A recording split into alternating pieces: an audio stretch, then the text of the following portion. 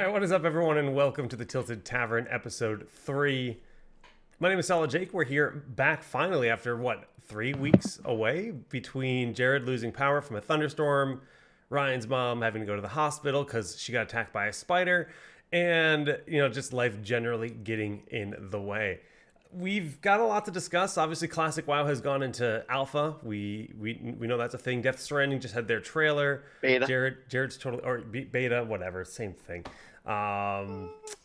You're right. But there's been a lot going on. I actually went down to Houston, Texas for an esports event, collegiate championship that ESPN was hosting, and E3 is actually like a week away. So you're still muted, man.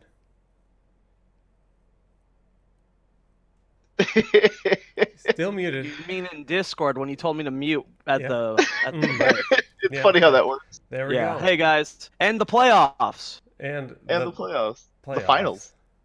Well, yeah, the finals now. Well, and we have to recap the playoffs too. That we when we have our 2-minute talk. Damn.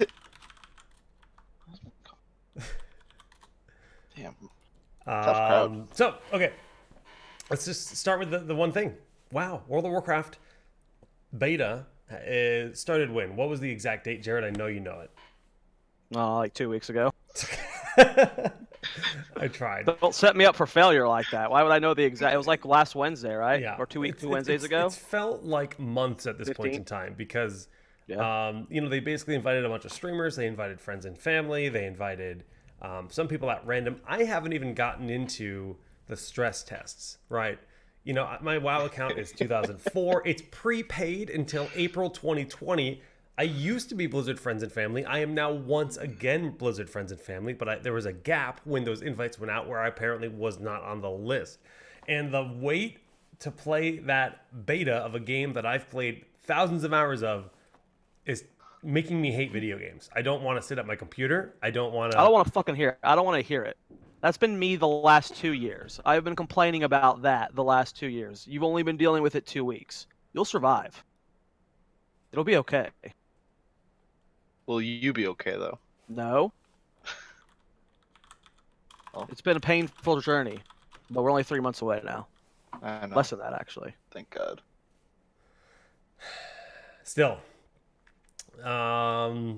based on what you guys have seen and played, on the stress test, is it everything that it should be? Because I have not watched any streams or anything because it just makes it harder. Yeah. I mean, the stress test was fun. I mean, it is classic. The only person I've been watching is Lashes has been playing it, and she's been level 30 for like a couple days. So I've been watching her play. But other than Priest, that, right? yeah, Shadow Priest, or not Cool. Shadow Priest. I'm sorry, Discipline Priest in Horde. But other than that, I'm trying to avoid it because, like you said, I just want to play it. And if I keep watching it, I'm just gonna go to Classic, or I'm gonna go to a private server. Yeah, I mean, Jared it's already pretty did cool. that, right? Yeah. You've Oh, done- yeah. I mean, I've been playing on private servers forever, but we've been leveling again on one recently out of boredom. There's a lot of differences between the private servers and Classic WoW, though, or the beta.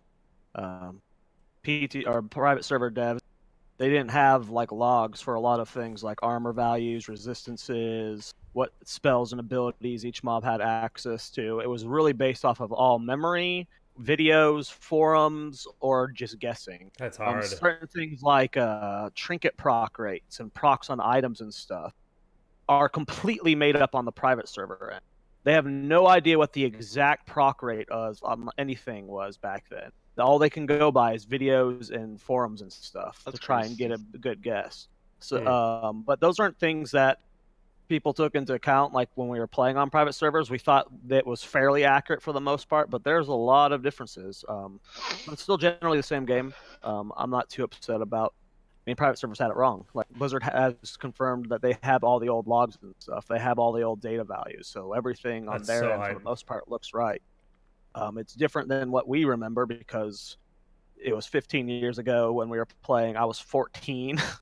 Like I don't, and I was so much worse at video games then. We all were so much worse at video games then than we are now. We have so much more knowledge about how to play MMOs. So like it's even using our memory from 15 years ago. It's skewed. So there's also the technology element where we're playing on Yeah. crappy computers, crappy monitors that can barely run the game. I mean, I was what, 16? Yeah, I 16 remember years old. one of my first molten cores. I was running forward at the very beginning of it, like when you started to turn that first bend to the right, and right when I was running forward, my computer lagged and it was locked for like 15 seconds, and eventually it unlocked to just shift to one new frame and locked again. And I had moved into like 3 groups of elites, and I was dead, and they were swarming my raid. And like that's how bad it was back then. My computer was so laggy, I couldn't even do 40-man molten core until I finally got an upgrade. But I remember yeah, you're the right. just Technology matters. Ventrilo or TeamSpeak where everything goes quiet because your computer's like locked up. And then when it finally catches up, you just hear like like a bunch of voices just like screaming and like, oh god, and oh my, it's so stressful, but so funny to think back. Yeah. And then you got add-ons and stuff that help a lot, but it's a lot different than I remembered. But of course, my knowledge has been skewed a lot by private servers, and this is only the 1 to 30. I'm really excited to see how certain interactions work at 60 and whatnot. There's still like so much more we haven't seen yet of the beta. Like, hoping that soon they let more people in and they increase level cap to at least 40. I would like to see. I don't want to see him do it to 60, but I would like to see at least like 40. 40 is perfect. Honestly. Get the mount area. I don't even want to see them go to 50 because at 50, with what we're seeing, so I want to point out one cool thing we're seeing on the classic beta is the level cap being 30. We're seeing like a meta develop around level 30 that would never ever develop in any other situation. That we're starting to see these like level 30 best in slot sheets. And we're seeing a lot of things like level 30s. Like I think Asmongold's group cleared Cathedral, Scarlet Monastery. Yeah, the Herod. I watched the Herod fight. I did watch that. That was really fun. And people are like, "No, this is way too easy. This is not what I remember." But you also weren't doing these dungeons as level 30s in full best in slot gear at level 30. You're not min-maxing at level 30. They're going with flask it's old news. When we were playing back then, we were maybe the right level for the dungeon when we went in, and for the most level part, 22 boots, like gray. Yeah, like a garbage gear. You weren't using potions. You weren't using buffs. You didn't have an optimal group.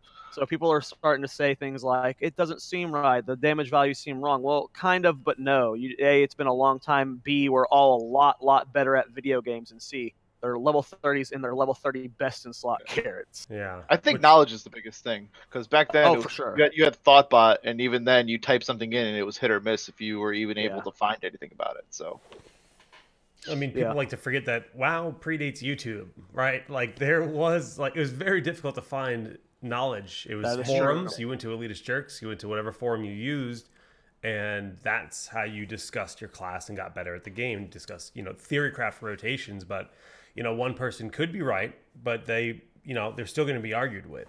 And now we have a lot more tools, like you said, that just kind of break it down for us, and the resources are infinitely better. But it's going to be a different game because of that, which is super fun. I mean, just seeing that 30 meta, that's really fun. I agree with you on the point of 40, because seeing how far they can go, imagine they have a month and a half at level 40 to see how far people can go in terms of content. I think that's there's probably a pretty high point they can reach being level 40. I like that point, because what I was going to say earlier was, at 40, you could do some dungeons. You'll maybe see something like BRD possibly as the high point, but you won't see any end game dungeons, level 60 dungeon, which we don't want. If you increase level cap to like 50, I feel like we'll see groups trying to figure out like Sholo and Strat, which again, it's like 15-year-old content, so it's not like there's anything new to find, but I would rather that be saved for launch. So but it is new in the same sense, because there's a lot of people who haven't been doing private servers, and all those dungeons were changed in Kata, if not missed. Oh sure. Right. So they are new to a lot of people. But I think they're still going to feel fresh in a way too, because I haven't played them in like a million years. Oh no, they're definitely still going to feel fresh, for sure. It's just that you don't want it's there's already an argument that's like I don't want to talk about the streamer privilege bullshit. People are stupid. Everyone that's in the beta deserves to be in the beta. Like there's no undeserved when it comes to being in the beta. You're in because you deserve to be in, or you got lucky through RNG. It's whole streamer privilege is bullshit. Yep. But they are getting a very like for specifically for the people that are wanting to go for world first and the races and stuff, the beta is a huge advantage. And depending on what point you put it to, that just increases their advantage more and more. So if there is someone who's wanting to go for their server first that's not in the beta right now, and they end up on a server who's someone who's in the beta who's getting this months and months of practice, there's enough differences between private servers and the beta that it makes a difference for those people. But that's such a small fraction of the populations, it's hard to really bitch at that. But if you increase it to 50, I think that just puts the advantage threshold just a little too far, because there's a lot you can do at level 50. Yeah, way too much actually, pretty much. But I think 40 would be great. I would love to see mounts in World PvP before the beta ends. Absolutely. Well, they added Warsong Gulchen last weekend. They had the honor system in place last weekend. That's really fun in itself. I know, there was already 45-minute games of Warsong happening, 40+ minutes, and that's how it was. More than that, I saw like hours. Yeah, exactly. Yeah, back then there was no, like right now in Retail Classic or Retail WoW, you start taking a damage increase over time the longer you're holding it. It reveals you eventually. It reveals you eventually, and then there's like a 15 to 20 minute game time cap anyway. So at that point, if whoever's got the most score wins, or it's a draw, or something like that. As Battlegrounds are modern day, the more modern game philosophy where you're earning points. There's like that currency for completing the battleground or that daily quest to complete that battleground. And, the average player wants to go in and do it. But back then, Battlegrounds were just a place to play the game, have fun, rack up honor kills for your total account, and so on. And I don't know.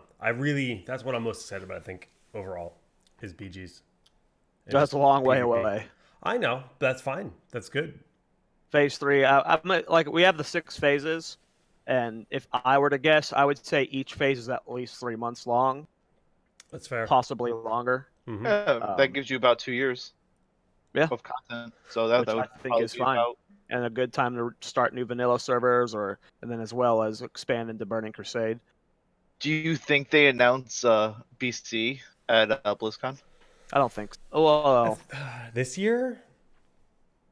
It's not a lot of time between launch and BlizzCon. Because what Classic was announced not last year but the year before, so that's about. From what I saw in the Dev interviews, because they did mention that if Classic is successful, they would be willing to go down an experimental route as well as bring back the other expansions route. Up through Frozen Throne or Wrath. They didn't say any expansion number. That's the theory, though. Everyone's saying everything pre-Kata, so it would go Classic BC. I don't see why they would stop. My dream is that they skip Kata and they go a different route, and we get a whole different timeline. Well, there's 2 different routes that they're going to do. There's the experimental route, and then we also get the classic route. There's people that want to play Kata. I would like to play Kata. I never got to play it, and everyone says that the raiding in Kata is some of the best raids of all WoW history. There are plenty of people that want to do Kata. I definitely want to go back to Panda. There's not many that want to go back to Warlord, but all of those expansions would be so easy for them to bring back. That's modern coding. Yeah. They would probably be able to easily implement a Kata through today's servers again. They'd be able to do that forever. From my point of view, I really look at the original 3 as like their own thing, and then once Kata hit, the game became very different. Very different. Especially you think about Azeroth getting destroyed and then bringing flying in play and stuff, and I think that's one thing that I don't like about the game. I kind of miss You don't have to play in Kata servers. That's fine. Yeah. But are they going to still have classic servers live and Kata servers? Yeah, why wouldn't they? No, they should have Kata. They should every cycle they introduce new vanilla servers. People who want to start over from the beginning will start over from the beginning. I'm telling you right fucking now, I will play vanilla WoW alone, even if they never do expansions. I will play vanilla alone on fresh servers for the next 10 years. I can't see them having servers for vanilla, BC, Wrath, Kata all simultaneously.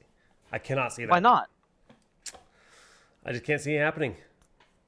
That is after everything that you are seeing right now on Twitch with how big the Classic's coming, how everything has changed over the last 5 years from them never doing Classic to what they're saying right now. But talking about you think they won't have the population to have those servers populated? you don't think that there's a certain cost that comes Well, that's on kind of what board I'm with thinking, having? like- They wouldn't need. So with classic launches, let's say they have 40 servers. In 5 years from now, they would only need to maintain 5 to 6 servers running at a time, and then you would have the same situation for BC and Wrath.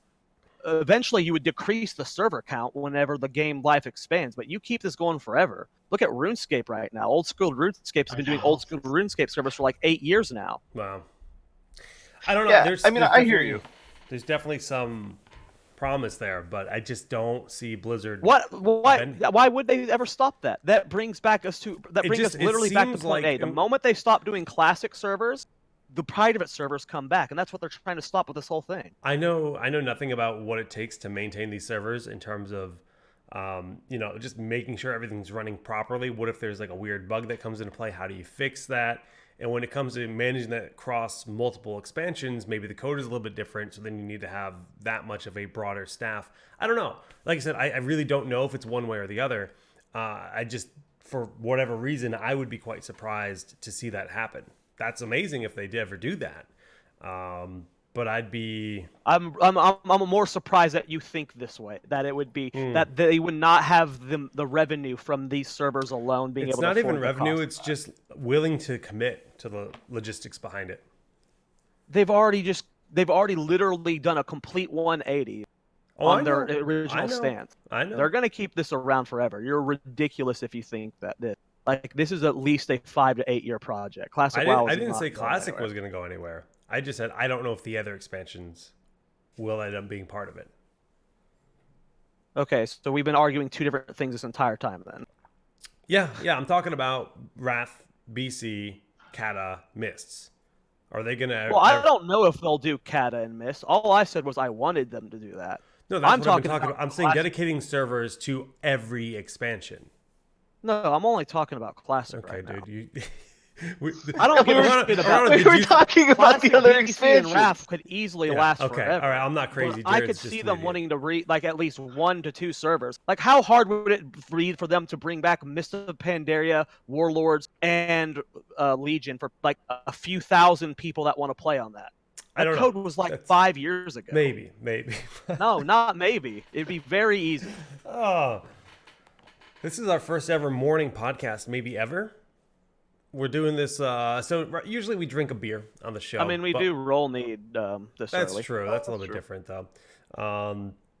We haven't done that in a hot minute, but we're trying. Lives get busy, friends.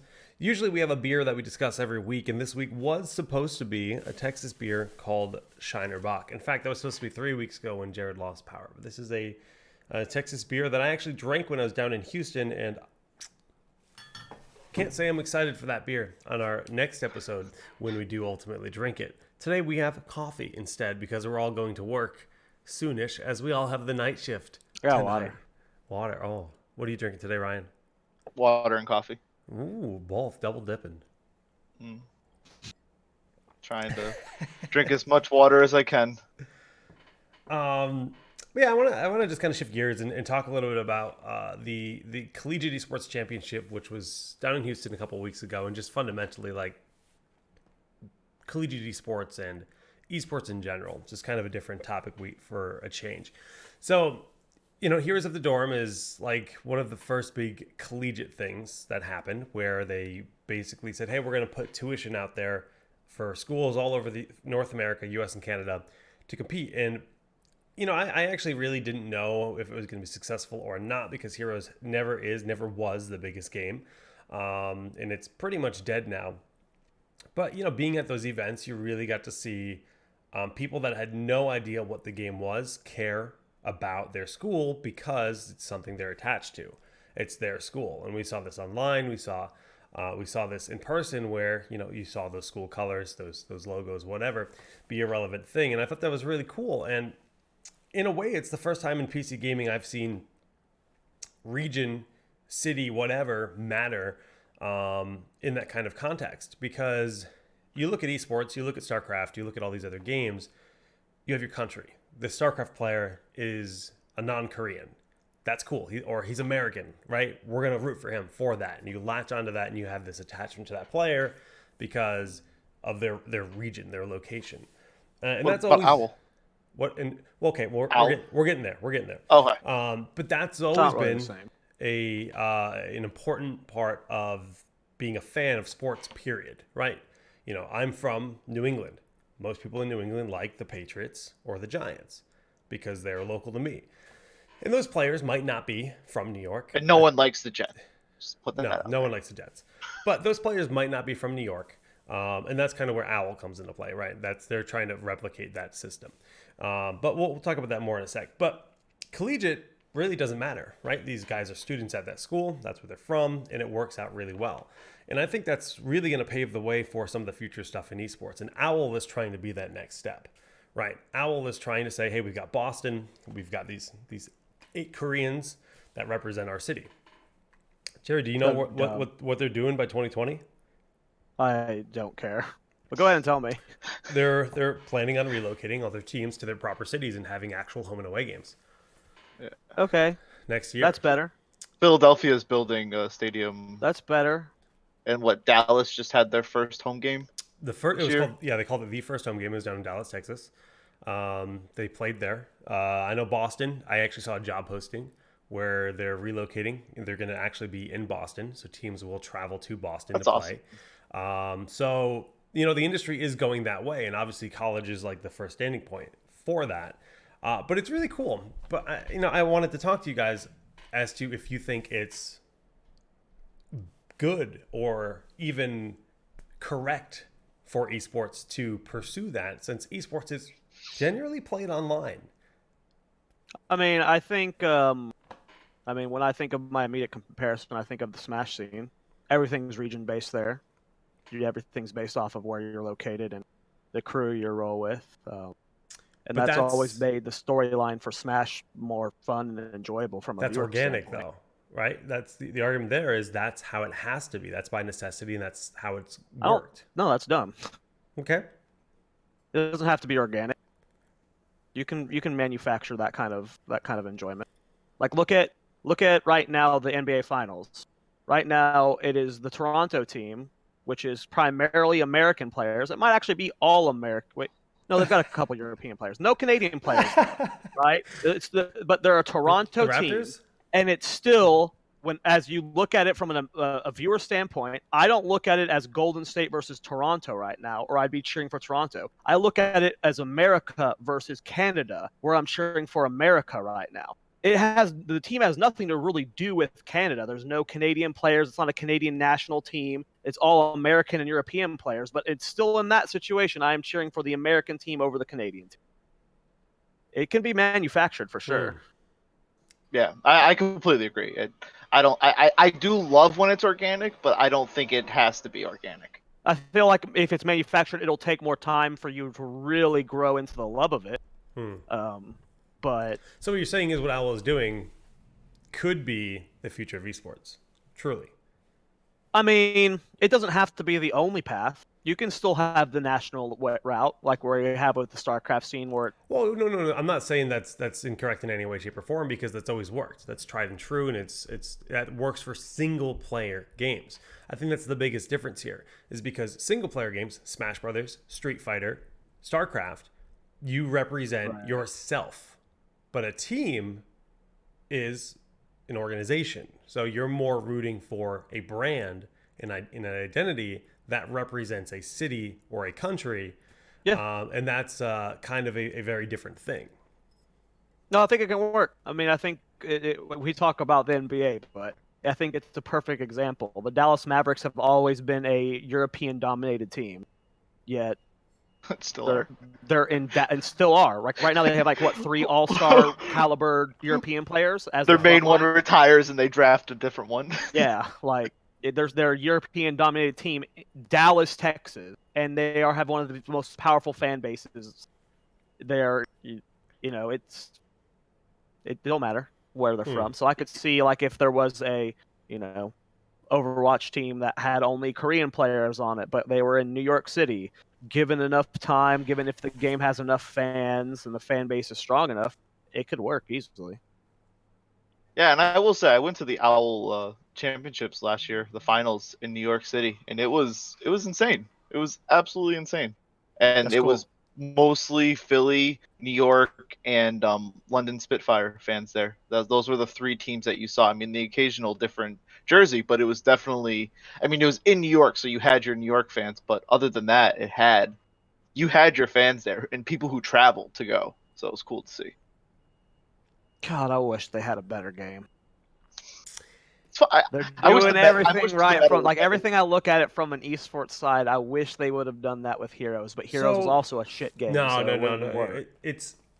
That's a really interesting thing because that's kind of like the next point I wanted to bring up. We look at OWL as the most ambitious league ever in esports with what they're trying to do and what they're seemingly succeeding to do. I don't really watch a lot of OWL. I turn it on once in a while.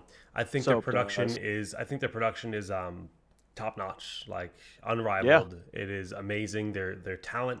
Everyone on that show deserves to be on that show 100,000 times Twitch over. System they've got set up for it, where you can watch all player perspectives. You gotta subscribe, but it's a good formula. Yeah, I mean that promotes you. Of course, you have to revenue. subscribe. You need to something the revenue like stream. that. Yeah, and it's like you a really need something. Good, yep.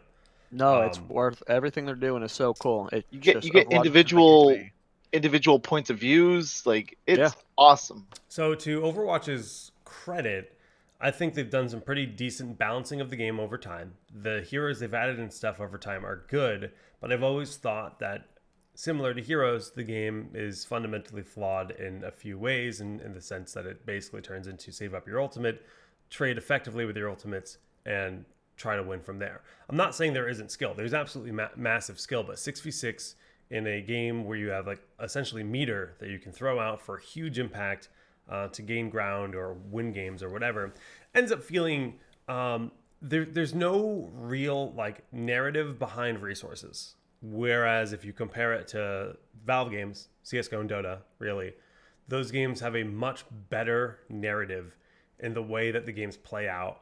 And I just feel like they feel like a better competitive game. So if they ever make an Overwatch 2 or something like that and involve the game in some slight way, who knows? It's a really cool idea because I personally want to see OWL become like the best esport team-based game experience, but I don't think the Overwatch that we have is the game for that. I really don't. I don't know. I don't like commenting on stuff like that because it's a very big game still. It's just not a game for us. I'm not saying it's bad. I just, by any means, I just wish. Well, I can't. How can any of us comment on something like that when we don't follow the game like hardcore don't even have it installed, or we don't even play it at a semi-competitive level? Like the game could not even be described how you described it anymore. It was like that a year ago. I know for sure. I've watched some of it though. But I put OWL on once in a while. There are plenty of people that do like the game that I find it hard to make statements like that because it's still just because it's not your game or a game for you. Like that's a idea that people need to get out of their heads. I'm not saying that's in your head right. This is in your head right now, but people want a perfect game, and that's not possible. There's always going to be someone who doesn't like the game. You cannot make a game that's perfect for everyone. And Overwatch is far from perfect for me. I do not enjoy playing it for more than like a week, and the esports I still can't get into. But there are a lot of people that do like it. Like the OWL still gets 60,000 viewers plus. Like it may not be number one, but it's doing well, dude. I saw it over 100 the other week. I think. Oh really? Oh yeah. Then it's doing well, man. It's not in a bad state at all. It's just not the game for us. I don't know why that is. But I agree with everything you said before. I do. Yeah, but I don't know if that needs to be changed. It might not just be for us. Yeah, I think the whole ultimate argument is. I think it makes it as like I said. I went to the finals last year. You see the ultimates. You're that anticipation for the buildup of when that exchange is going to happen. It makes it exciting, and then when it finally does happen, everyone cheers. It's easy to watch, man. If you don't give a crap about it.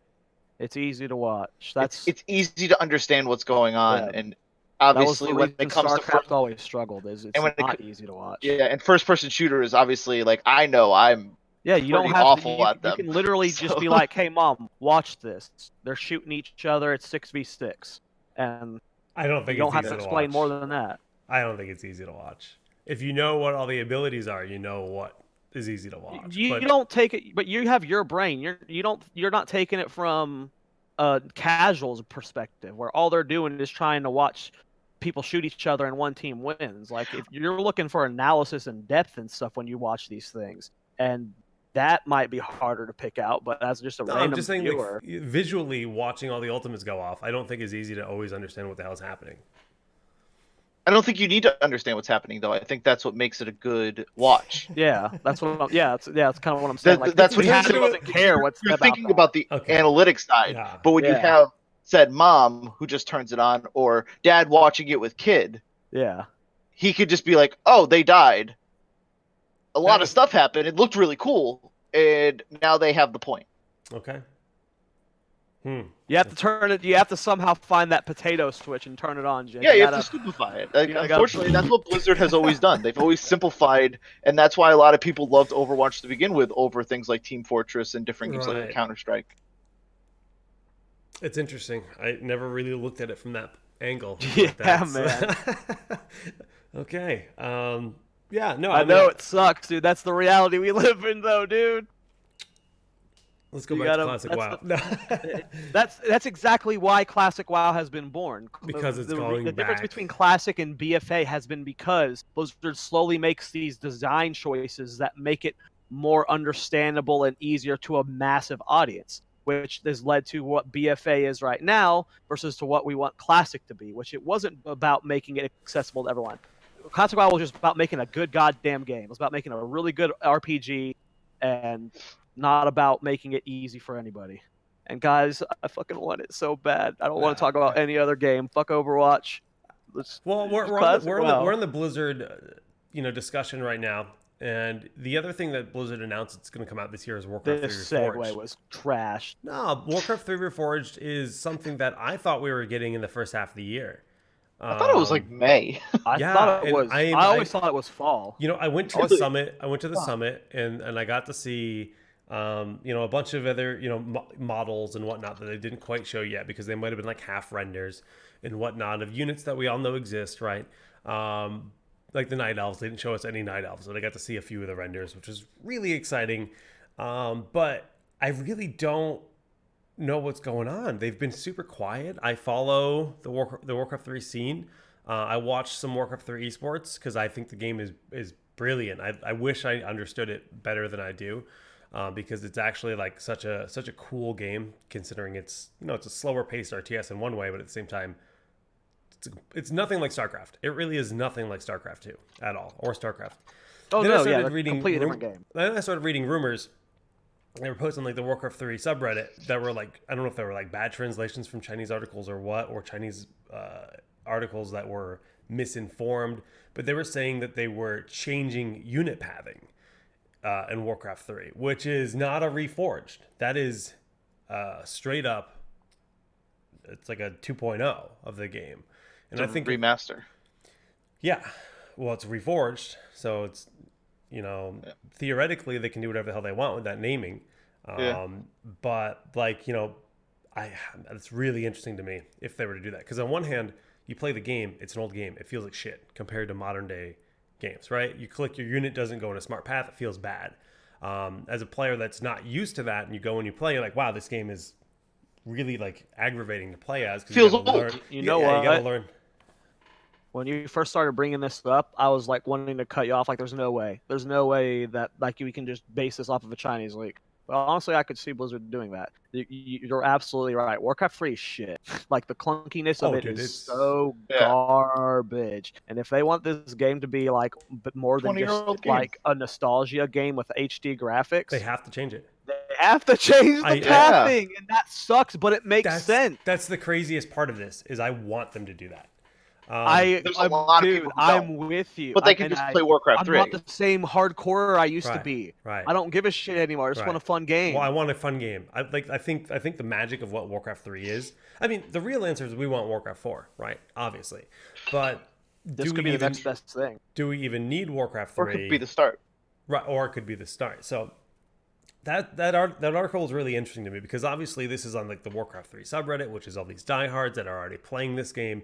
They're rocking, they know everything. They have all this knowledge, and if they go up and they just straight change it, it's really going to mess with a lot of people, and it's going to make a lot of people upset.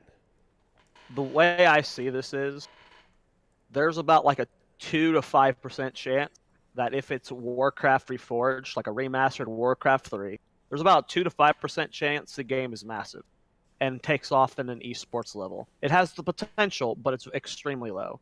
Yeah. But if they remake it and make it a good RTS, they learn from their mistakes from StarCraft 2. It's the same core design of Warcraft 3, but more fluid. They design it, I don't know, as a better RTS. You up that percentage significantly. Oh, by a lot, dude. By a Because lot. I'm Warcraft not just talking about 3 esports level. I'm talking about just mass fan base, like player base level. it's basically, I mean, a 1v1 MOBA in a lot of ways. You've got your heroes that you creep with, and it's still an RTS, but it really is the blend of Dota and StarCraft because Dota was born out of Warcraft. We're gonna piss off so many people. Oh, absolutely, agree, dude. Absolutely. I would Absolutely. not hate it if they changed the game. I think I would actually like it more if they changed the game. I would too. Because I've This played... isn't classic WoW. That we don't need it in its base form. Right. Well, I mean, even classic WoW, it's not like the controls were janky, right? It was slower Right, than exactly. modern That's WoW. what I'm saying. It's like not the exact same thing at all. Like classic WoW, you can keep it in its base form. War 3 controls are shit. Like, I don't want to have like 200 APM to be good at the game. Ugh. I'm fine with needing like- APM. It's just I want my units to like path properly. what you want I don't, to. Yeah. Well, the reason right. you need that much Well, APM well, in yeah. Warcraft It'll- 3 is because it's so You goddamn gotta, clunky. micromanage every little unit so much. Yeah, I tried playing, the Brood War remastered. I didn't play a lot of Brood War as a kid, right? We had some LAN parties in high school, but I didn't like, I mostly played StarCraft, and then StarCraft 2 came out in 2011, 12, around there. When you were playing the remastered at BlizzCon, was it clunky like it was in War 3? It was like the same Reforged? movements, right? Yeah, Reforged, yeah.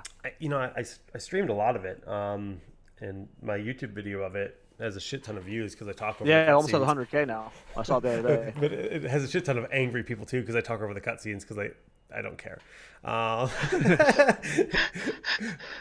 It's like there's so many angry people on that YouTube video, but it's like 100,000 views. But I didn't know if it was just the models or what, but I would say it felt smoother. I don't have an exact comparison. I'm not someone that's played an incredible amount of Warcraft 3. I've played through the campaign. I've played a little, multiplayer a little bit in the last few years, but not a lot. But I don't know. I'd say it looked smoother and it felt smoother, but I don't know if it actually was. I think the amount of people that you piss off in this situation is far, far outnumbered by the amount of people that would enjoy the changes in this situation. I would agree. Well, Like, the not angry even- people are always more likely to talk than the people who are Even happy in this with what you situation, say. though, I Not think even that, the though. happy people would so outnumber the angry that they would get muffled. They would Because get if you look at the muffled classic and- WoW subreddit right now, anyone who tries to speak about changes there gets instantly downvoted, and there's like no discussion about it at all. Because in classic WoW subreddit, the no changes side is just so much more powerful Right. than the changes side, despite how loud and angry they want to be. And I think it would be the exact same, but an inverse for War 3, that It the loud and angry would be the hardcore. The argument is basically esports, right? Yeah. It comes down to And I don't think esports. it'll be but- like a 2 to 5% chance for it to be a good esport with the old controls. Right. Whereas if they were to smooth it out, I think that the esport could be massive, and then all those esports players are going to be that much more successful. Yeah, and that's able also a good point. to do what they want. Massive. It No, I won't be think- massive with the old controls. No. Like there, It- it could it'll be be a a thing. decent esports It'll with be the a old, thing. but it will never be massive. If you remake the controls, you have a chance to be massive, and So let's I just think Blizzard has to go with that. another segue, just kind of on the same topic, is Blizzard Esports is in a weird state right now. A lot of people got laid off. Pez Radar was the head of Classic Games Esports. He left. He now works for Warframe. He left on his own accord. He was the guy that brought me out to the summit and was like super excited about Warcraft 3 as like, the community side, as esports community. He's no longer there. And Nate Nanzer, the commissioner of Overwatch League, he just left for Epic Games. He got picked up to go work with Fortnite. So a lot of big, talented, key people that were involved in some of these games at Blizzard Esports are no longer there, and it's interesting. I mean, we've got friends there. Matt's doing Overwatch contenders. Maybe he'll try to move into be the commissioner. I don't know. I think it's too hard to look into without further information. Oh, of course. It's pretty common for someone who's at the top to be poached by a different company. I think that's like kind of standard That's business what happened practices. with Nate It's for the only sure. way you can move up in the world, right? It's just kind of like by He even said, swapping companies. got this offer I couldn't resist, kind of thing. Yeah. Like, Okay, so yeah. yeah, like How much money is? I don't Epic's- know if it's money. I think it's just opportunity, right? He's kind of Yeah. One person can cause drastic effects. Remember how long Heroes was crippled because our one UI friend left for Epic? Matt Shimberry went to Matt Epic. Shimberry? Yeah, he went to go work Remember on. that because he was like their lead UI guy or whatever. It was UI, right? And Yeah. that kind of slowed them down a lot when he left. So one Yeah, person they can did. have a big impact. Yeah, no, we would have had a new Observer UI if he still worked there, guaranteed. I am excited for the World Cup though, for Fortnite. I haven't followed Fortnite like at all. I've never watched it, but I might be going to that World Cup with you in New York. We'll see. Yeah. It's in like a month and a I half. got right? to interview 3 for a job there before it took off. You guys remember that, Jake? When I was doing the interviews at Epic, Yeah. I got to the 3rd interview for a community manager. 3rd interview, Uh, and now look at that game. If only I didn't suck so much. Well, that's life, man. That is life. Yeah, we'll see. When it comes to It's an interesting time because I think esports right now. This is like kind of just like an esports topic. I want to get both of your opinions on this. Esports right now feels bigger than it's ever been. Like esports, like across It all is. different titles, it is It's bigger not than it's even ever been, feels, and it I have is. not cared less about esports in my life. There's no game I follow die hard. Like there's no game that I'm like looking for every tournament or everything. I I think just that might feel be different so for you and distraught with I esports because right now. you and I were deeply involved, and now we're not. And That's true. in a way, it's like we've moved on because our game died that we invested so much time into, and the opportunities just cease to exist.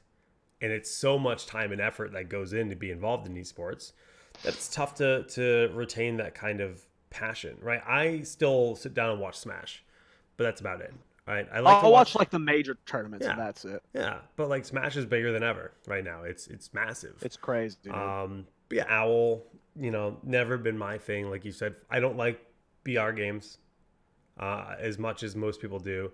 I think Apex is the one that has the most potential.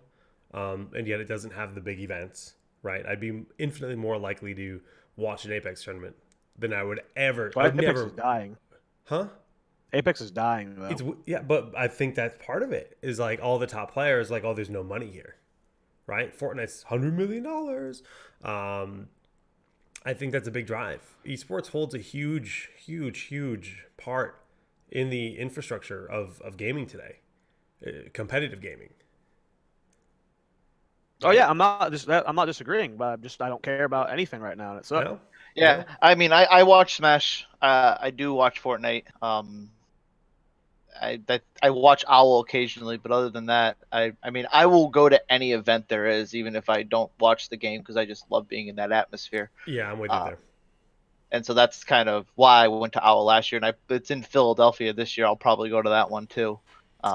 And that's why I'm going to Fortnite. Like, I enjoy Fortnite, but I haven't played it in, God, it feels like years. I enjoy Fortnite too. My problem with me in games is I just want to play one game nonstop always. If I get into a game, I play it until I hate it. Yeah. I just only play that game nonstop all day, every day, and games aren't supposed to be played like that. Yeah, I think. might be lucky because I don't have the time to do that. But There was always periods of time where I've really enjoyed Fortnite. It's got fun combat. I love the building aspect. The building. Well, I don't like it anymore. You don't like to crank 90s? I hate building so much. When it's into the dumb build wars, who can get on top of each other with shotguns first? And I don't like it at all. Yeah. I don't play enough to get good at that.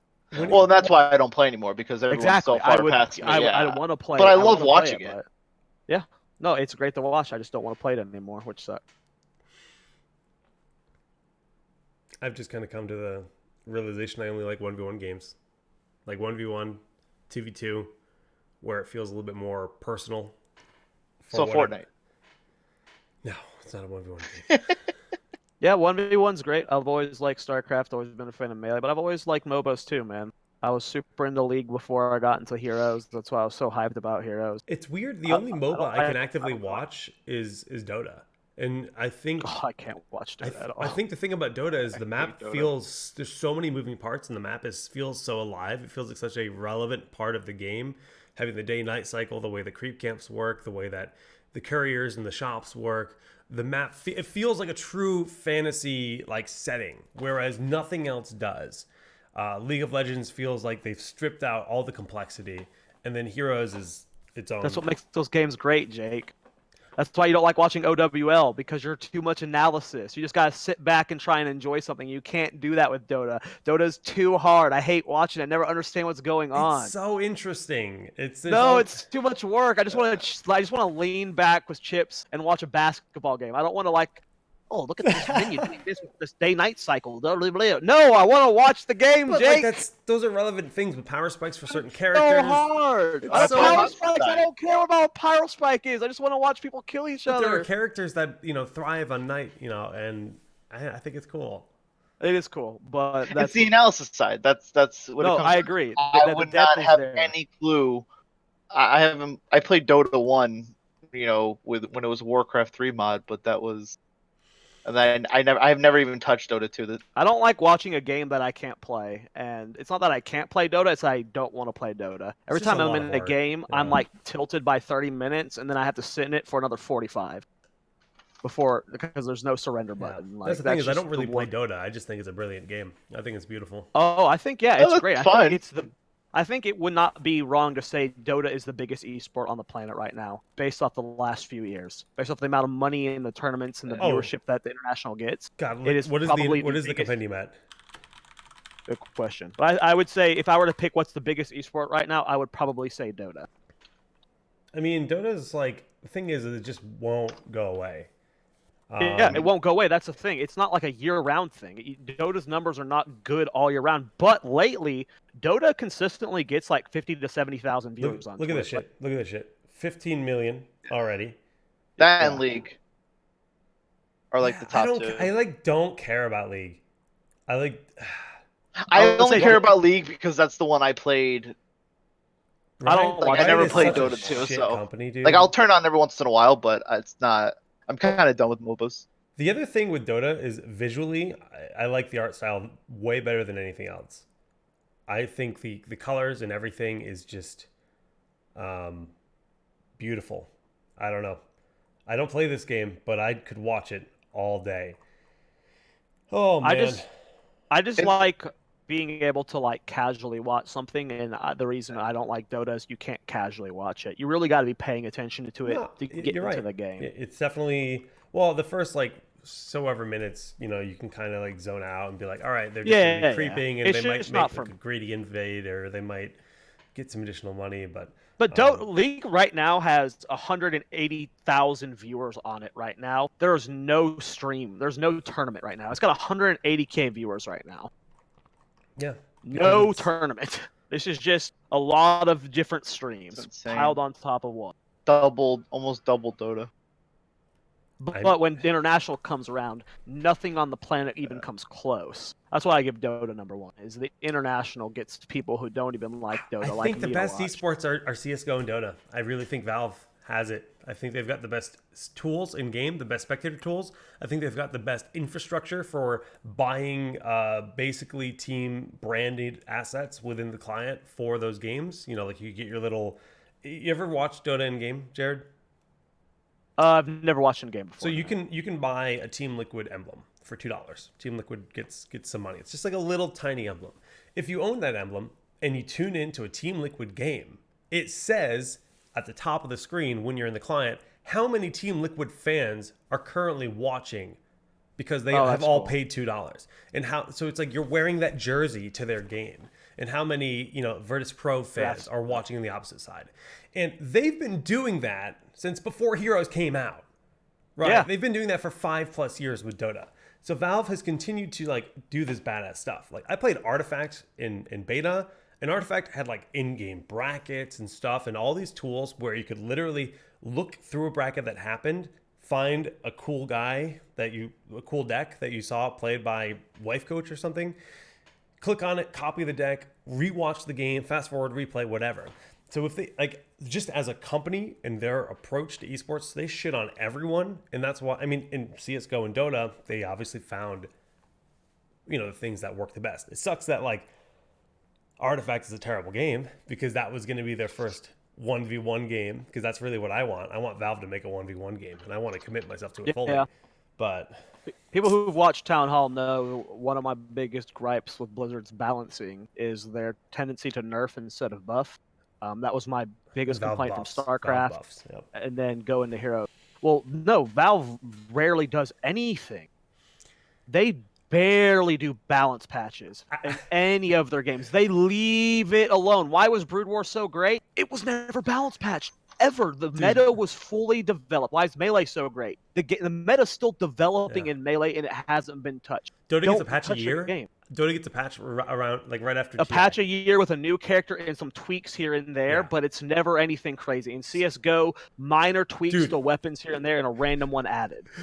CSGO, I remember seeing a CSGO patch. It was a big deal. They added a little square window, and they removed a crate on a map, and that's our patch. I was like, but it's still a big deal because map design is so thought out for all these different weapons. Two change patch was huge. When we compare it to Heroes of the Storm patches, where it's literally scroll through 50 hero changes, 30 map changes, and then 3 to 4 complete balance overhauls. Of course, that game's going to struggle. Literally, that's what all of my friends... I hate to go on a Heroes rant right now, but let's fucking go. But... all of my friends complained about that game because...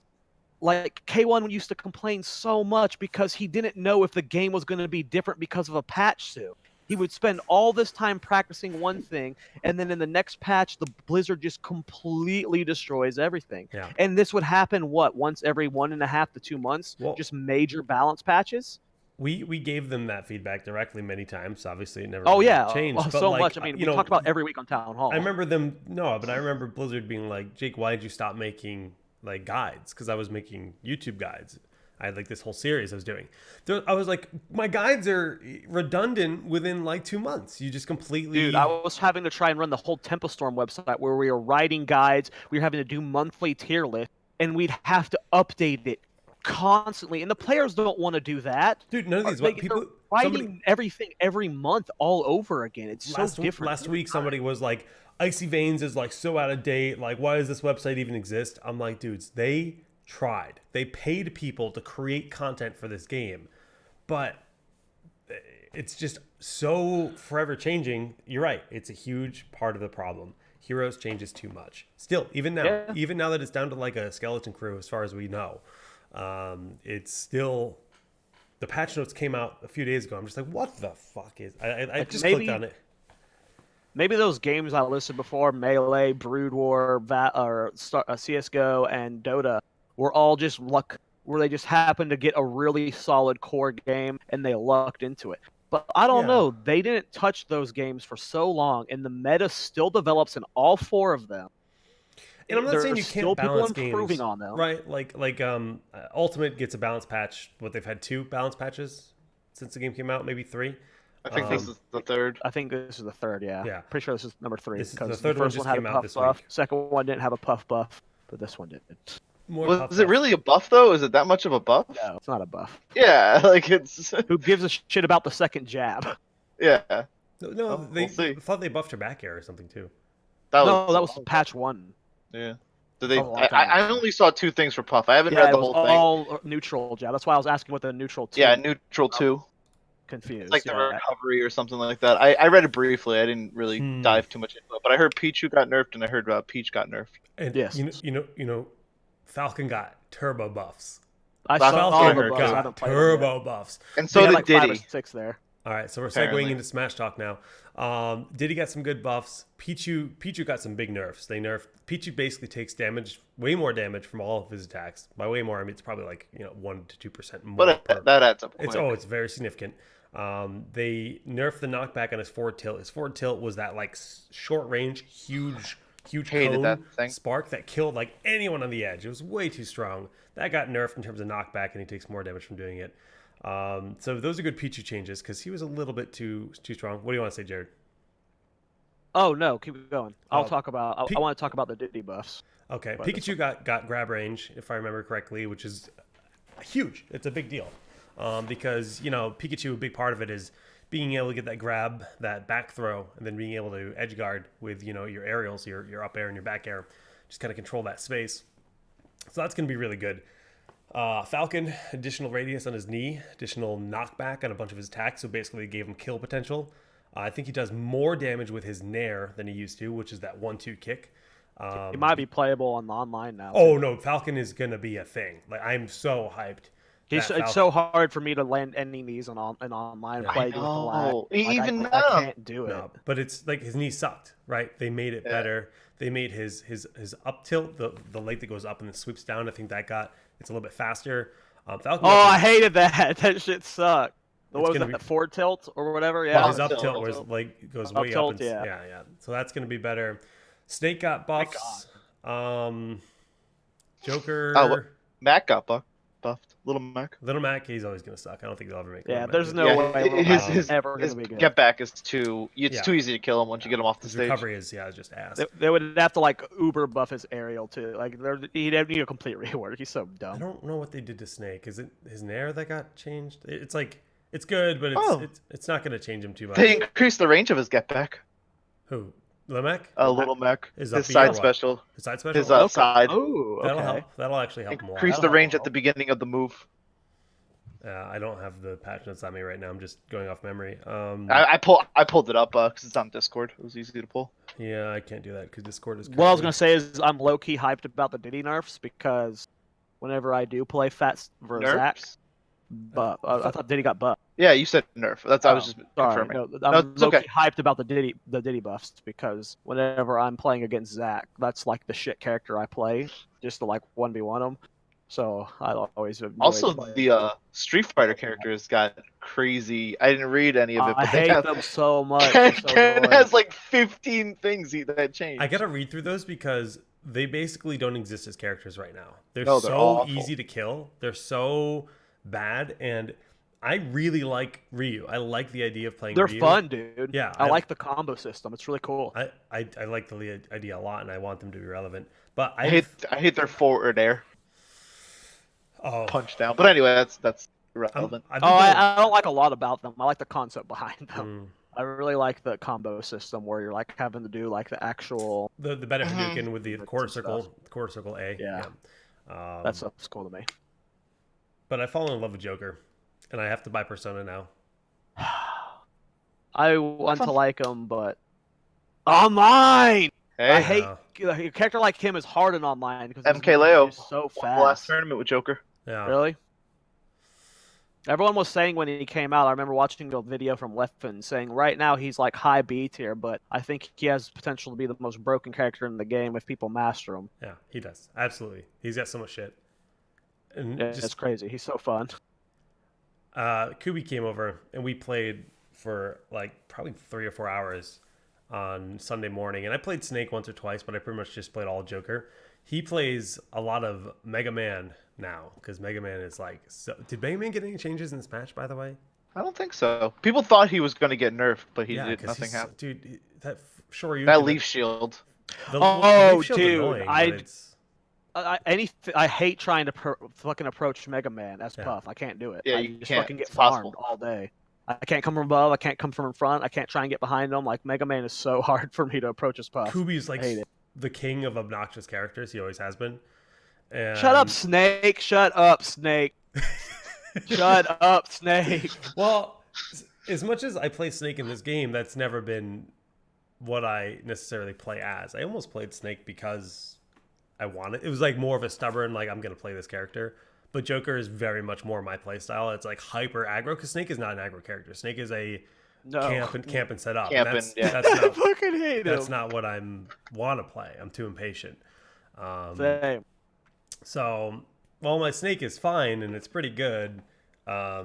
like I was just playing Joker, and after like an hour or two, Kubi immediately was like, "Yeah, this is definitely the hardest character for me to play against when you play."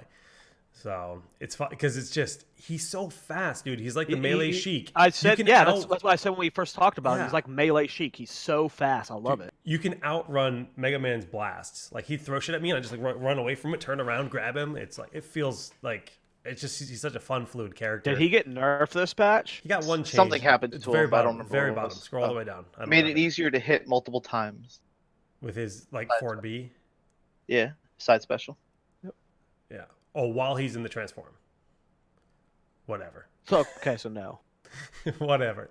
I don't think he needs buffs or anything. He's a really interesting character because I watched MKLeo's matches, and you know the one thing that he does way more than me is he uses his gun in the air, and you can use the gun and then you can press a direction to the neutral B. Yeah. When you're like going off stage with it and shit is fucking crazy. You can move so much, and the way that he constantly uses it downwards. You can go so far off of the stage and recover. It's insane.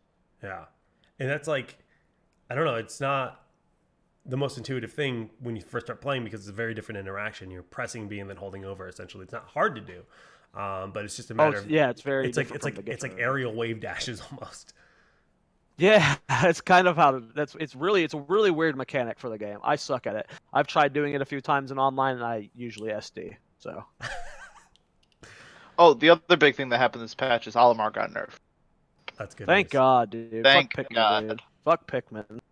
Oh, I just want to annoying. point out one of my favorite Joker interactions is his down B is it charges up his transformation, and it's like it's a counter, but it's not a counter. I mean, it kind of like explodes energy off him, but it's how you gain meter. Cloud has Limit Break, where he charges it up and uses the special. Kubi played a bunch of games as Cloud, and I continually managed to down B his like full charged Omni Slash as Cloud, which just burns all of Cloud's meter, does 5% damage to Joker, and gives Joker full meter from 0. It's actually such a hilarious interaction. It's like, oh, thanks for my special, and then you transform, and then he's like, God damn it. But it's a cool different counter. I'm so annoyed by how many counter characters exist in the game, but it feels different enough that I actually enjoy it.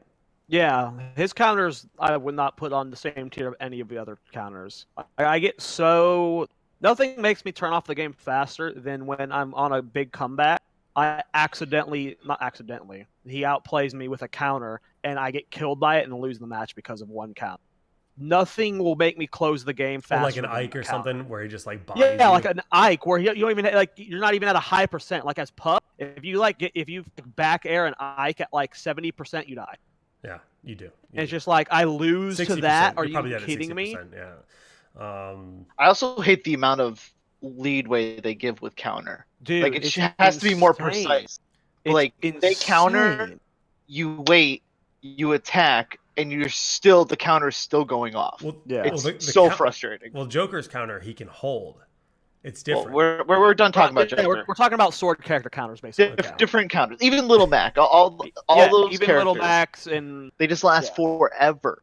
It's ridiculous. It's so non-skill, and like you'll be fighting someone. Like I'll lose a game because I'm fighting like a Roy or something, and he won't use counter the entire game, and he'll win with counter at the end because like I'm not even prepared for it anymore. It's just like the dumbest shit. And I like nothing pisses me off than like if you want to spam counter, go ahead. I can play around that. I'll grab you. I'll dance around it, whatever. But it's just the random counters out of nowhere that's how it should be used, though. So yeah, that's how it should be used. But it's too strong and it's too much of a window, dude. It's like Ryan said, 2 seconds. I love playing sword characters in every other game, but I just can't stomach myself when I'm doing it anymore. Or like Shulks. That thing will kill you, dude, so quick. Weird character. Like have counters like which one is it? The Lucario, where like he goes flying in a direction when he uses his counter. So, like they have each of them are so unique from each other, like Jokers and that one. But half of not even half, 80% of the counters are just tink. Right. Boosh, like 8 seconds later. Palutenia's is pretty nuts too. It's more projectile based, but it's pretty damn good. Yeah. It's cool because that has to be a little bit in front of her and whatnot. But Counters should have a half-second window on it or something, like a half nerf to it or something. It just needs to be I don't precise. want Well, like it should be. Marth's counter in Melee felt balanced. It felt really good. Yeah. Right. Yeah. Like it felt really good, but it There was doesn't. a very small window for it. Yeah, counters do feel pretty damn good in Ultimate. Fun game though. I know Jared hates it because online sucks and he doesn't have friends that actually play the game local to him, but it is very fun every time. We I don't together. hate the game, or I wouldn't keep playing. But it's just it. frustrating because, like, It's just this game has me close it faster than any other game I've I played. just don't get how they can't fix it. This is the third Smash game they've released with NetPlay, and it's not any better. You know, Wait, everyone Brawl is always had NetPlay. Yeah, it did. That was the first one. I played on Game Battles leaderboards. Okay. I was like number 22 I can't imagine what that on the was like. leaderboards or something. It was pretty awful. Won't lie. I don't know if I ever hit top 10, but like I don't know. It was Nintendo is like just an anomaly, man. They're like 8 steps behind in certain aspects and 500 steps ahead in others. The Switch is still like my favorite console. I think ever. And they create some of the best games and storylines of all time, but there's just certain things that they just don't like. Anything esports, multiplayer, and online related, their head is so far up their ass that they can't see. It's insane. Do you know the rule sets for the Nintendo versus Smash Brothers tournament? It's complete backwards, dude. They're like, we're doing an official Smash Brothers tournament after like supporting all these tournaments and stuff, and it's like timed matches, not even stopped. Items. It's awful. And I think it already happened. Nobody even like paid attention to it basically. But like so bad. Yeah, and Cubon just said in chat, they made this crazy Mario Maker 2 that has co-op and everything, but there's no friends matchmaking. Right? I think you can play co-op with random people potentially, or maybe it's just offline. But I know there's no way to like get together with your friend and play Super Mario Maker. Like, why even make it? Like, what? They're saying you have to sit down next to your buddy to do it, and they're so out of touch. It hurt. They're so Japanese, and it's just they do things in a very specific way. This is how it's always been. You play with the person next to you. We want to promote that as much as we can. We want to create these relationships and these friendships in real life. And that's what our consoles are about. Right? They've always been about that. And they just kind of have that philosophy and they refuse pussies. To look. Yeah. Yeah. I don't like it.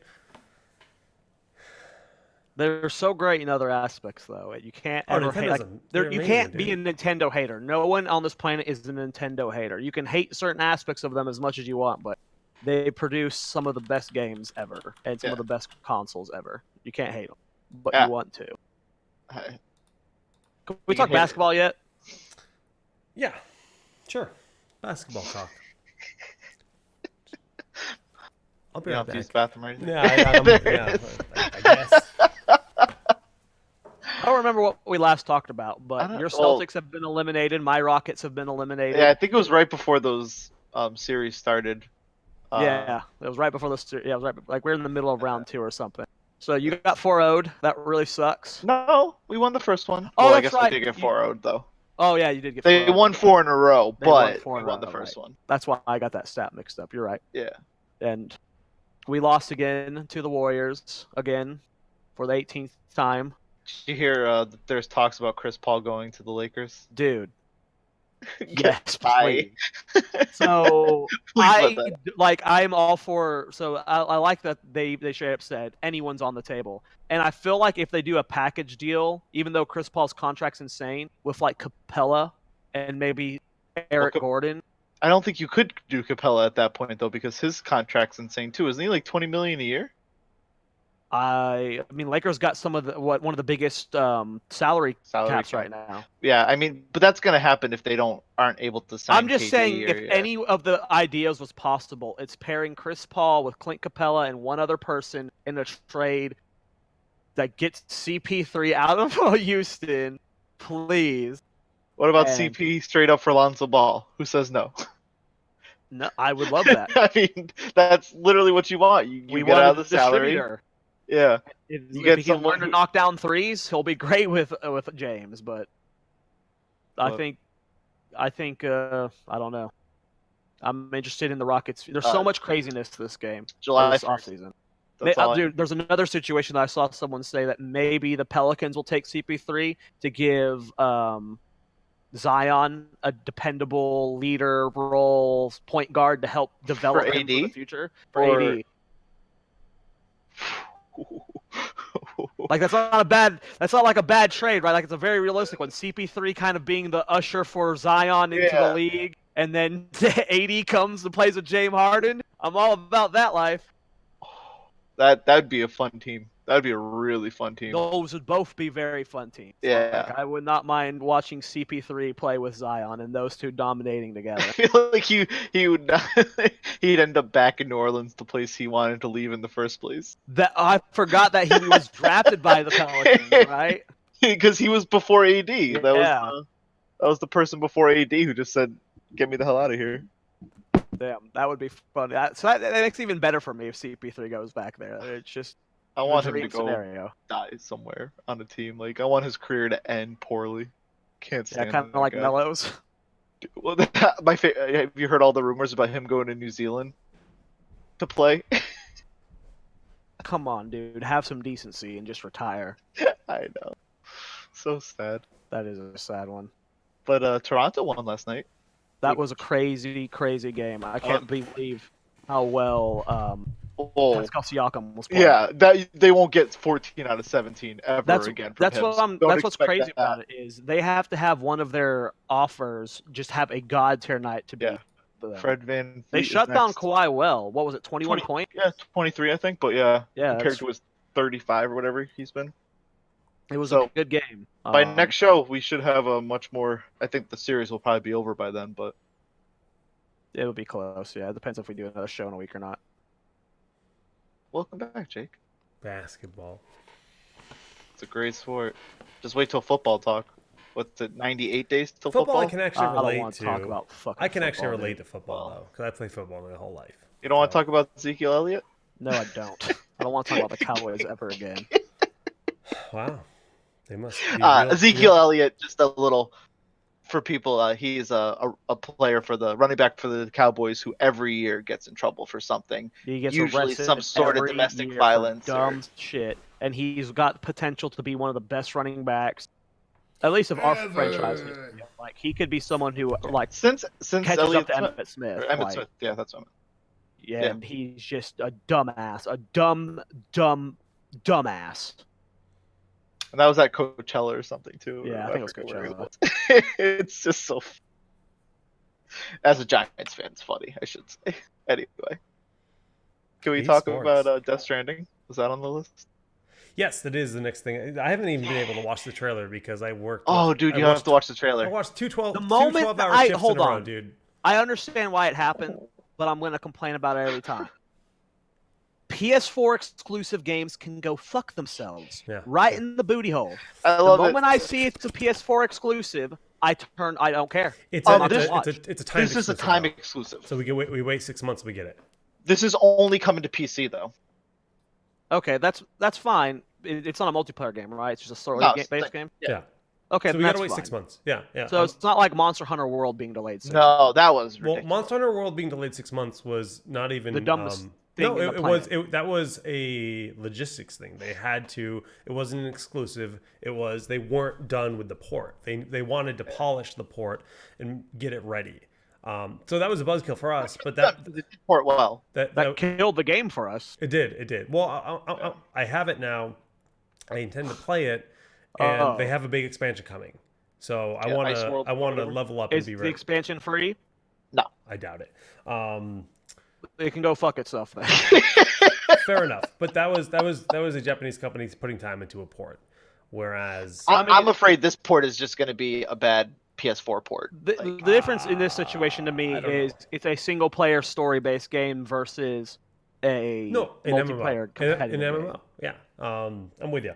So this is an exclusive where they're literally saying buy PlayStation 4. Sony's paying them money for exclusivity for X amount of time. Or actually, isn't that studio owned by Sony? I think that studio is owned by Sony.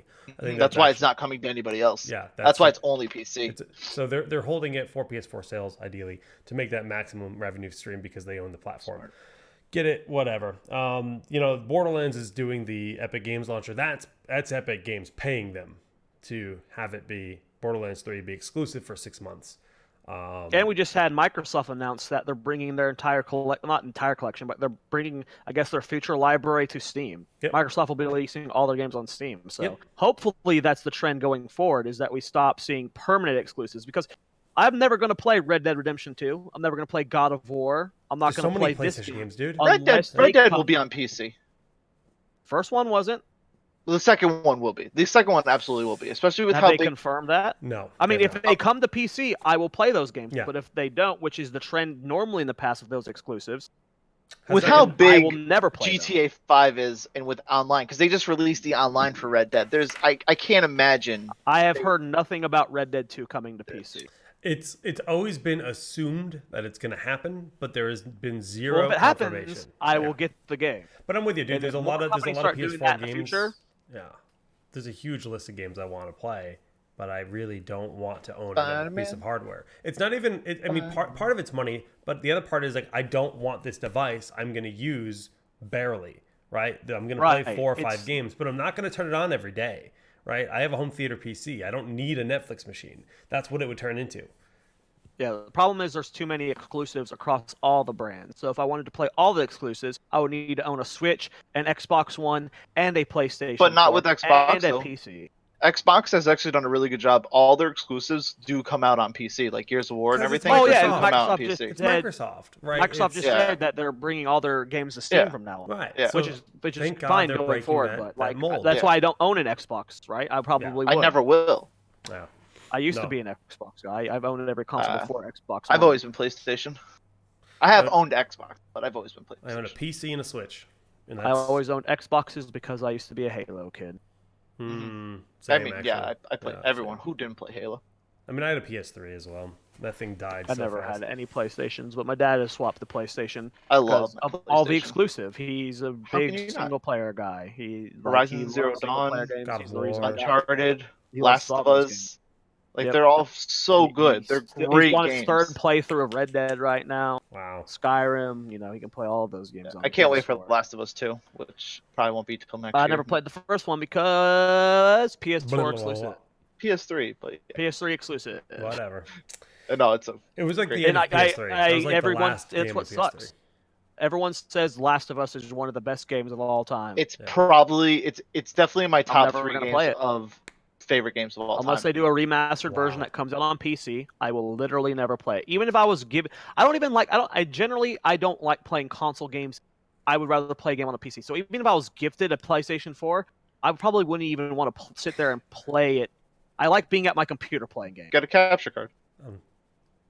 I mean, yeah, Shut but up. that's what I do with my Switch. My Switch is plugged into my back of my monitor, and I play from that. Yeah, there you go. Oh, Done deal. I actually do that too. Well, just a random tangent. You were talking about Red Dead Online, which made me think of GTA RP. I figured out my character if I was to ever play it. She's a grumpy old lady that is as negative as it gets. She hates everything. Her name is Matilda Kungletop, and she is just like, what's so good about that? And just hates everything. And I want to play Matilda so bad. Like I don't even own GTA, but I have to buy it now because it sounds like a really fun time. It is a fun time, but it's short-lived, unfortunately. Oh yeah. The game's just not designed for RP, so it gets very repetitive very quick. You can only have so much fun with interactions between people so many times before it's the same interaction so many times. And even when you're just shooting the shit, having fun, we got bored of it, but we had a lot of fun stories from it. We're just hoping that with the craze of Dungeons and Dragons and GTA RP lately has been getting GTA over 200,000 viewers on Twitch it's daily. insane, dude. Yeah. Some game company out there is designing a game for RP that allows you to fully control the world, run around and have these interactions. That's not a third-party game like GTA 5 being modded. There's got to be someone out there making a VR Not game. VR chat. Not VR chat. For Not this. VR chat, no. No. So that's what I'm hoping for. But we had a lot of fun. Our crew, we were a crime crew. We were Soap was a black man. I was a white female transgender woman. We had a guy that was running around with a cat mask, and he was role playing that he was actually a cat, but like half human, half cat. And then we had So he's a a furry. gay club owner, and that was our 4-man crew that we were going around robbing banks and selling drugs and stuff. And it was just always fun interactions when you have people who are just being as silly as possible in RP. It was fun, and I don't regret playing it, but it got boring because you're limited by GTA. Okay. Yeah, that's a shame to hear because it did look really, really cool. It's fun, but So- if you're having to pay $60 for GTA just to do that, I would say no. So Is it still 60? Death Stranding, it's an 8-minute trailer that I have not watched yet. Pass. Worth. But my name is Solid Jake. I mean, obviously I like Kojima. I have I actually don't know if Yoji Shinkawa, I don't know if he's involved in this. Yoji Shinkawa did a lot of the artwork for Metal Gear. I really think he's got a badass art style. I don't know if he's going to be involved because he did pretty much everything from Zone of the Enders to Metal Gear with Kojima when it came to just stylistically how these games feel. And I think Kojima's basically a movie director, right? He's a storyteller more than he is a game designer. The game is going to be about the narrative and the experience more than it's going to be about the gameplay. Gameplay is probably going to be pretty creative, but I don't think it'll stand out in any crazy way. This is, again, without me seeing the trailer, but this is me talking about Kojima. He's one of the only game designers I think he might be the only game designer or director that I've ever met. I went to a signing event in New York City and got his autograph on MGS3, I think it was. That's cool. Yeah. Yeah, I have I no mean, doubt it'll be an incredible story. yeah, it's gonna be a weird experience, but it's Kojima. The cool thing and- about games like that is there are plenty of streamers who are willing to stream a game like that with It's not the same as experiencing no, yourself. there are people. I mean, I'm not going to play it ever, and I'm not going to wait 6 months to play it because the I story will will. be ruined by then. If you At that point, ruin the it story will for be ruined. yourself and you go out of your way to watch a stream, then yeah, you'll get it ruined. Dude, we're on a podcast where we talk about video games. You're going to not talk about it for 6 months? Guess I'm buying a PS4. What I was trying to say was there are streamers who play those games with the intent of minimum commentary, just to let everyone enjoy the game as much as possible. Oh, okay. So you're not watching someone like Lyric, who give Lyric all the credit he deserves, going shit, fuck, blah, the entire time while he's fighting these mobs, and then screaming at Twitch chat. You have people who could stream it just so other people can get an idea of the story. That's how I watched God of War 4. I know the entire story from that game just by watching people stream it. Yeah. But those Good kind of game. stream, Great game. Game of the year for. because I'm never going to play it. Yeah. No, I'm excited for Death Stranding. I'll probably end up getting it day one, unless some reviews come out that's saying it's awful. But I can't imagine that. I'm always excited for those games. I'm also didn't think we were going to get it for like 2 more years. So the fact that it's coming out November, Yeah, really hype. it felt like it was far away too. Well, they were very ominous and quiet, and then out of nowhere, they were just like, "Oh, trailer, release date. There we go." So Yeah. I'm always excited for these games just because my dad loves them so much. right. He's always like he goes through those droughts that we go through during the summer without sports, but he calls them the no game drought, where it's like, can't wait for November. I got an Assassin's Creed and blah blah blah blah blah blah coming out, and I'm gonna be set for like 3 to 4 months. And there's periods of time where there's no good games to play. But this one This year has actually been very good with Yeah. a lot of random games coming out that have been very solid. I just played a Plague's Tale, which I had heard nothing about, and it dropped about 2 weeks ago, and it was about 10 to 14 hours of gameplay, but it was actually a really good story and a lot of fun. Yeah, I think this would honestly be like if I were to ever regret not owning a PS4, it would have been this last year. Mhm. There was like 6 or 7 good, like what? Yeah, Spider-Man, Red Dead 2, God of War, the one where you're fighting the robots is the Horizon redhead Zero chick, Dawn. Horizon Zero Dawn, Yep, the Drake Uncharted Uncharted games. 4. Yeah, that's There's 5 a lot of- AAA great titles that from what I've read online, like 5 right there, With- all on PS4. With Death Stranding, being the next one, I think the one thing that stands out to me and that's different is the fact that it's Norman Reedus. It's not a fantasy character. It's you play as Norman Reedus essentially, and that's weird. That's gonna The give it. cast is I think it's gonna give it a insane. surreal vibe. Just the way that they've approached it, where it does feel more Hollywood than video game in a lot of ways. They took an Isn't that actor. kind of what The Last of Us did? I don't know. Yeah. Okay. I mean, yeah. Last of Us. You know, it's very very popular voice actors and stuff who are in the game, but it's a very lifelike. You mean Spirit. Ashley Johnson from Critical Role? Ashley Johnson from Critical Role. Troy Baker, who is in Done everything. and he's actually in Stranding. I'm drawing a blank. Stranding. Think that's Stranding, the game that we're talking about. Troy Baker is literally in every game ever. Yeah. He's like the #1 video game voice actor.